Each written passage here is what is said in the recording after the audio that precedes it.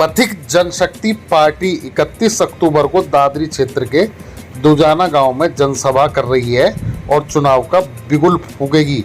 UP में 205 सीटों पर यह पार्टी चुनाव लड़ेगी। इस बारे में देखें क्या बोले इसके राष्ट्रीय अध्यक्ष। देश की जनता, प्रदेश की जनता की समस्या का विरोध भी करना है तो हम शांतिप्रिय से हमारी पार्टी उसका विरोध करेगी। तो मैं सबसे पहले ज़्यादातर अभी जो हमारे 31 अक्टूबर सरदार वल्लभ भाई पटेल की जयंती पर ये हम बहुत बड़ी जनसभा दुजाना के स्टेडियम में, दुजाना गांव के स्टेडियम में वो हम सभा कराने जा रहे हैं। तो पिछले कई वर्षों से राष्ट्रीय एकता मिशन एक संगठन के माध्यम से देश के 12-13 प्रदेशों में हम गए और हमने इसी विचारधारा के माध्यम से जो जनचेतना फैलाई और उसके बाद में सभी हमारे जितने भारत देश में जन प्रतिनिधियों ने हमारे जो हमारे समाज के समाज के लोगों ने फिर ये कहा जी परिवर्तन होना चाहिए, सत्ता परिवर्तन होना चाहिए, जो चीज़ हमें मिलनी चाहिए वो सरकारों ने नहीं दी। तो उसमें हमने इसका जो निर्णय सभी साथियों ने लिया, समाज के सभी वर्गों से हमने जो अनुमति ली, तो हमने फिर जो पिछले ये आपको जो पथिक जनशक्ति पार्टी के लिए अप्लाई की, नाम दिया निर्वाचन आयोग ने, हमने और भी नाम दिए थे, तो हमें पथिक जनशक्ति पार्टी का यह हमें नाम मिला। जो हम जो चुनाव और जो हमारा मुद्दा रहेगा भरने का, तो हम शिक्षा का काम करेंगे। सबसे बड़ी समस्या देश के अंदर बेरोजगारी की है। बहुत सारी कंपनी आ रही है, उसमें हमारे स्थानीय लोगों को और को भी जो रोजगार हमें मिलना चाहिए वो नहीं मिल पा रहा है। और जो देश के अंदर शासन प्रणाली, न्याय प्रणाली, कार्य प्रणाली में बहुत बड़ा जो भ्रष्टाचार चल रहा है, उसके खिलाफ भी हम इसमें संशोधन उसमें करेंगे आगे चल करके भविष्य में।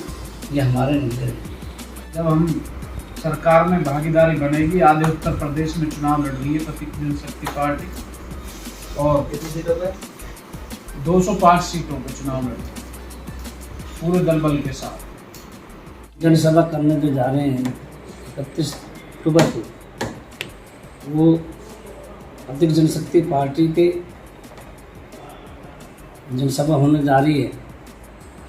वो मुद्दे हमारे रहेंगे समान चिकित्सा, समान शिक्षा और देश के जो हमारे अन्नदाता है किसान, उसकी जो सारी समस्याएं हैं, वो सारी सुलह हमारी पथिक जनशक्ति पार्टी की सरकार बनेगी और हम किसानों को जो उनकी मेहनत है वो देंगे और लाभ पहुंचाएंगे। किसान का जो लोगों ने, हमारे किसान अन्नदाता ने, उन पर कर्ज हो गया, वायदे किए कर्जा माफ़ करेंगे। देश का किसान पूरे देश को अन्न देता है, सारी चीज़ें उपलब्ध कराता है, लेकिन वो मजबूरी में होकर आत्महत्या कर लेता है जब उनके जो है उचित मूल्य नहीं मिल पाता, धान का उचित मूल्य नहीं मिल पाता, मजबूरी में उन्हें औने पौने दामों में बेचना पड़ता है। गेहूं पैदा करता है, फसल सब्जी पैदा करता है, तो वो चीज़ जो उन्हें मिलनी चाहिए वो नहीं मिलती। इस देश के अंदर आज मजदूर परेशान हैं, उनकी जो मजदूरी मेहनत जो करते हैं, उनके बच्चे अशिक्षित रह जाते हैं। निजीकरण देश के अंदर ज़्यादा फैला हुआ है। निजी हाथों में सरकारी संस्था दे दी हैं पूर्व सरकारों ने, वर्तमान सरकार ने। हम मजदूरों के लिए भी हमारी पथिक जनशक्ति पार्टी काम करेगी। इसका सबसे बड़ा जो मुद्दा है, आज देश का युवा दर दर की ठोकरें खा रहा है, वो